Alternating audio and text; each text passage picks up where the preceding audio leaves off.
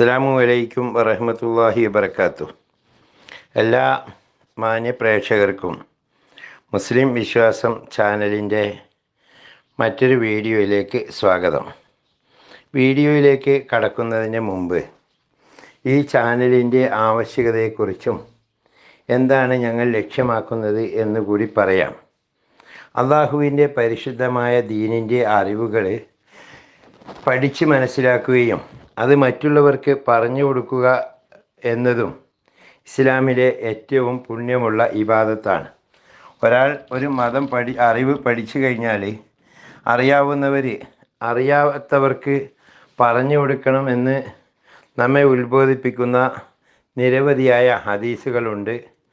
ആയതിൻ്റെ അടിസ്ഥാനത്തിൽ നമുക്ക് പണ്ട് കാലങ്ങളിലൊക്കെ നമുക്ക് മതപരമായ അറിവ് പഠിക്കാൻ ഒരുപാട് അവസരങ്ങളുണ്ടായിരുന്നു.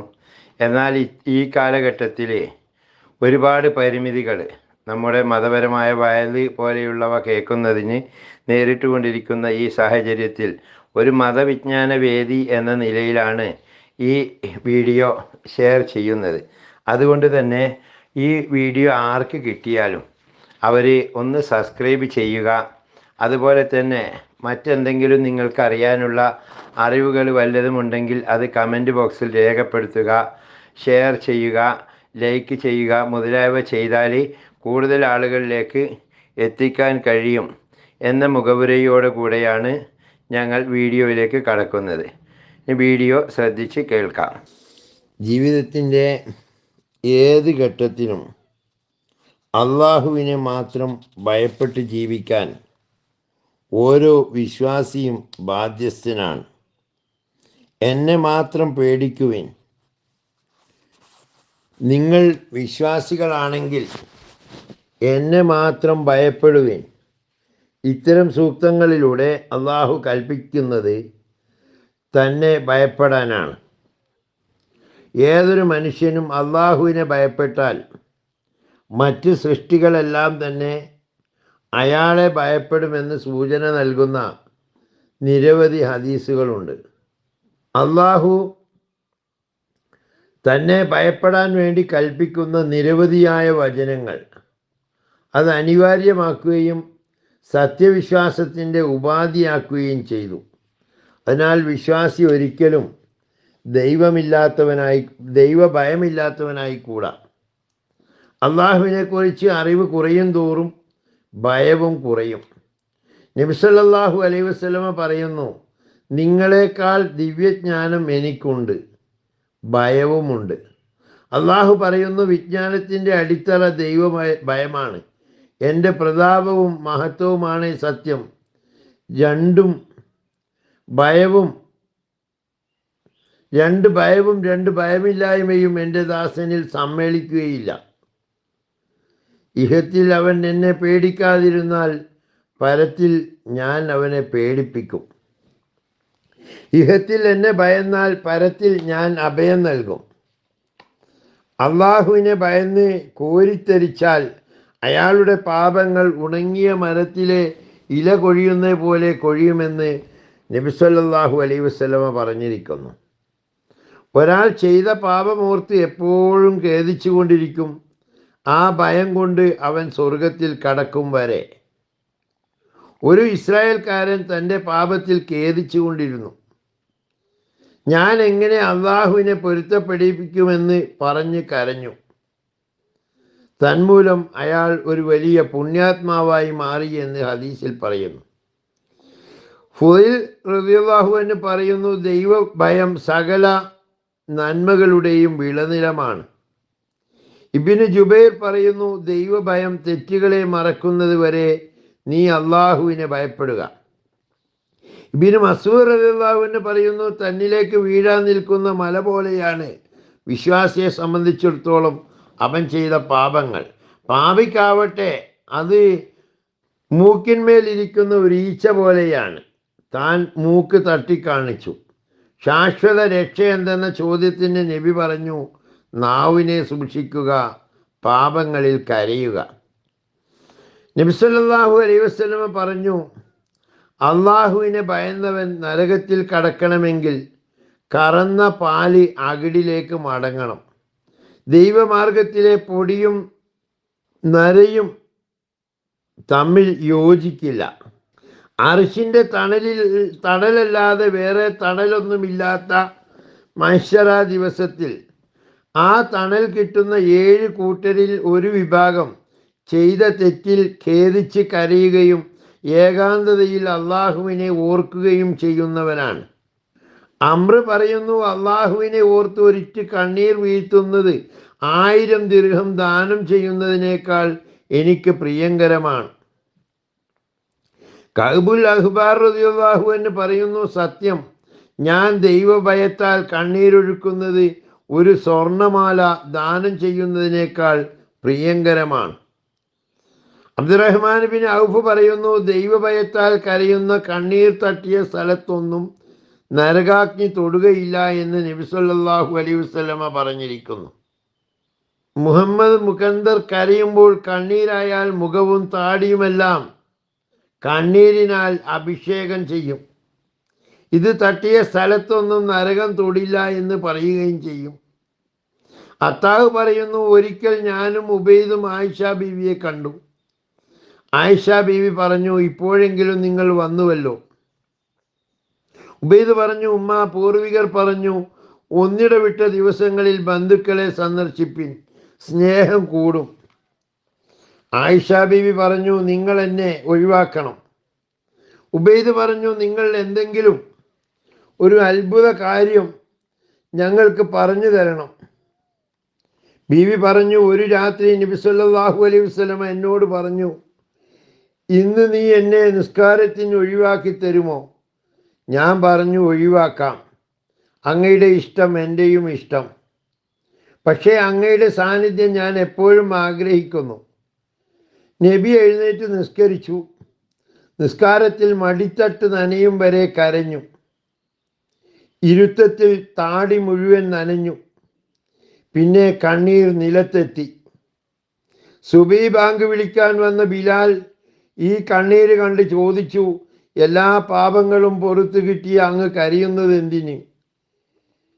നബി പറഞ്ഞു, അഫലാ അക്കൂനു അബ്ദൻ ഷക്കൂറ, ഞാനൊരു നന്ദിയുള്ള അടിമയാകേണ്ടേ ബിലാലെ? അള്ളാഹു സൃഷ്ടിച്ച ആദമിനെ മലക്കുകളെ കൊണ്ട് അള്ളാഹു സുജൂദ് ചെയ്യിച്ചു. മലക്കുകൾ തന്നെ അദ്ദേഹത്തെ ചുമലിലേറ്റി. ഇത്രയൊക്കെ മഹത്വമുണ്ടായിട്ടും ഒരു കനി തിന്നപ്പോഴേക്കും അള്ളാഹു അദ്ദേഹത്തെ സ്വർഗത്തിൽ നിന്ന് ഇറക്കി വിട്ടു. തുടർന്ന് ആദമിൻ്റെ കട്ടിൽ ചുമന്ന മലക്കുകൾ ഓരോ ആകാശവും വിട്ട് താഴോട്ടേക്ക് ഇറക്കി. ഒടുവിൽ ഭൂമിയിൽ വിട്ടു. തൗബ സ്വീകരിച്ചില്ല. അത് കാരണം അദ്ദേഹം കൊല്ലങ്ങളോളം കരഞ്ഞു, പലതും സഹിച്ചു.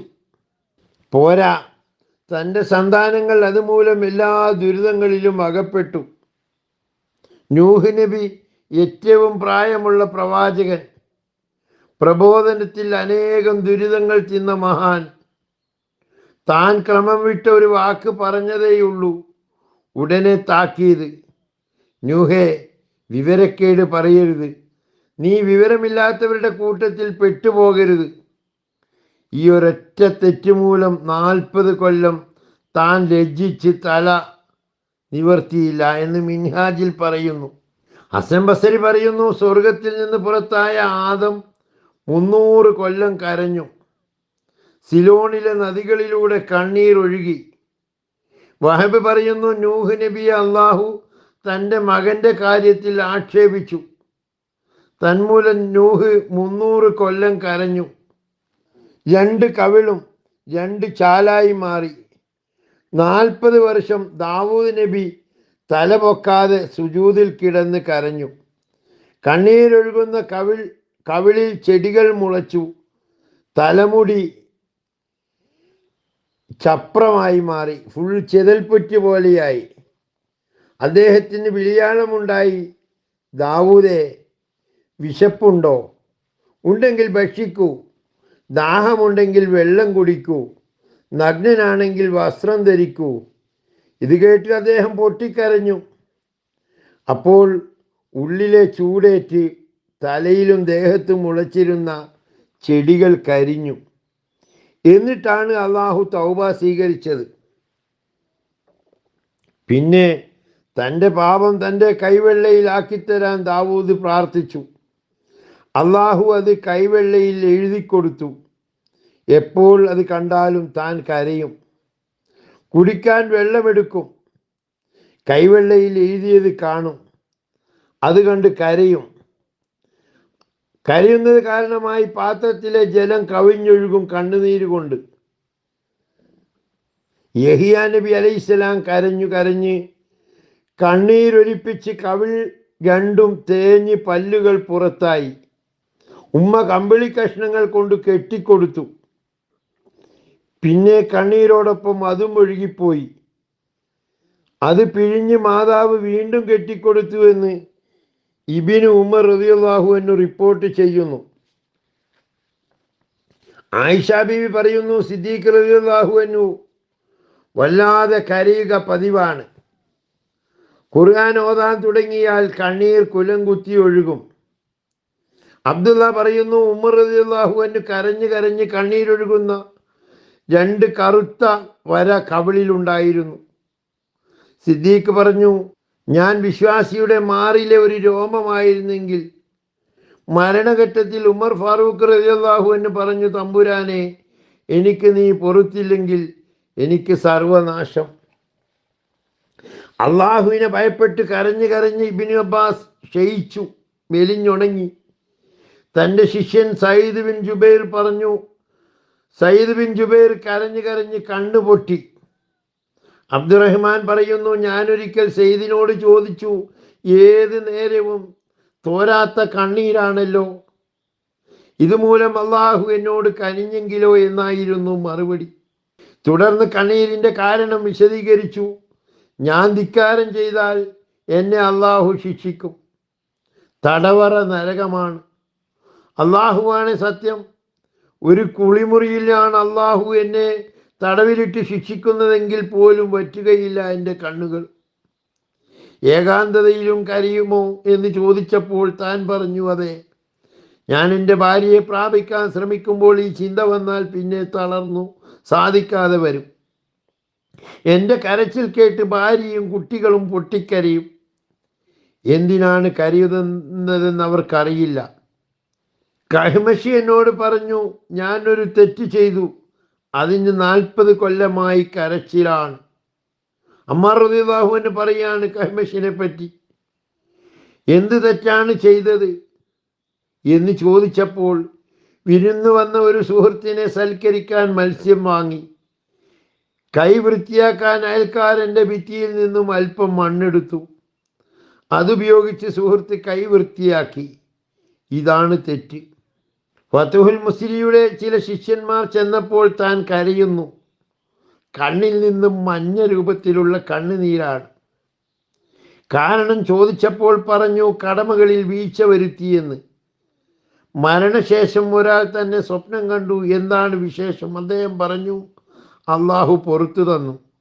നിങ്ങൾ കരഞ്ഞ കാര്യമോ? കരഞ്ഞതിനാൽ കൂടുതൽ സാമീപ്യം അള്ളാഹുവിങ്കൽ ലഭിച്ചു. അള്ളാഹു എന്നോട് ചോദിച്ചു, നീ എന്തിന് കരഞ്ഞു? കടമകളിൽ വീഴ്ച വന്നത് കൊണ്ടാണെന്ന് ഞാൻ മറുപടി നൽകി. കണ്ണിൽ നിന്ന് രക്തമൊഴുകിയതോ? അത് നിന്റെ അനുഗ്രഹം എനിക്ക് കിട്ടുകയില്ല എന്ന ആശങ്ക കൊണ്ടായിരുന്നുവെന്ന് ഞാൻ പറഞ്ഞു. നിന്റെ ലക്ഷ്യം എന്തായിരുന്നു? 40 കൊല്ലം നിന്റെ ഏടിൽ മലക്കുകൾ തിന്മ എഴുതി കാണുന്നില്ലല്ലോ. നല്ലത്, അള്ളാഹു എന്നെ അനുഗ്രഹിച്ചു. അബൂദർദ സത്യം ചെയ്യുന്നു, മരണസമയത്ത് എൻ്റെ ഈമാൻ തെറ്റുകയില്ലെന്നുറച്ച് നടന്നവൻ്റെ ഈമാൻ തെറ്റിപ്പോവുക തന്നെ ചെയ്യും. അള്ളാഹുവിനെ ഭയപ്പെടാത്തതിൻ്റെ ശിക്ഷയാണത്. മരണവേദന കഠിനമായപ്പോൾ സുഫിയാൻ സൗരി കരഞ്ഞു. താങ്കൾ പാപിയാണോ? ഒരാൾ ചോദിച്ചു. എൻ്റെ പാപങ്ങൾ ഈ മൺതരിയേക്കാൾ നിസ്സാരമാണ്. അതല്ല പ്രശ്നം, മരിക്കും മുമ്പ് ഈമാൻ ഊരിക്കളയുമോ എന്നതാണ്. അദ്ദേഹം ഹജ്ജ് യാത്രയിൽ കഴിയുമ്പോൾ ഷെയ്ബാൻ കാരണം ചോദിച്ചു. പാപചിന്തയല്ല കരയാൻ കാരണം, ഈമാൻ ഇല്ലാതെ മരിക്കുമോ എന്നതാണ്.